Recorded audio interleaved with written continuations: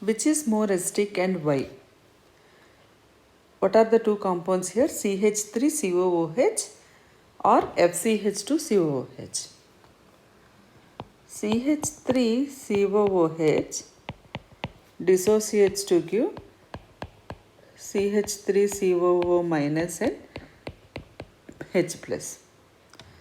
FCH2COOH dissociates to give FCH2COO minus and H plus.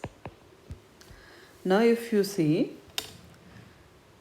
the acidity of this carboxylic acid depends on the stability of carboxylate ion.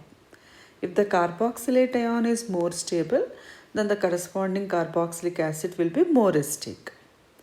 And the stability of any charged species depends on the intensity of the charge.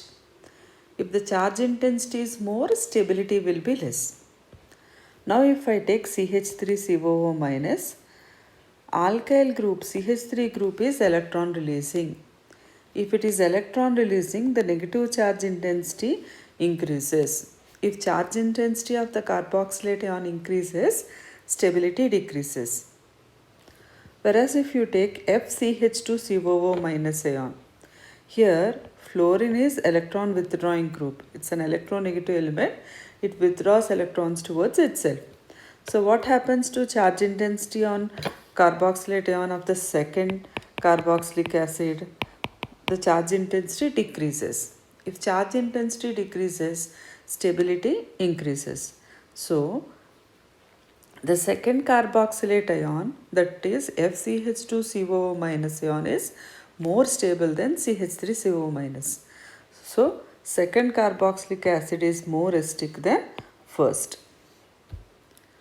So what is your answer here?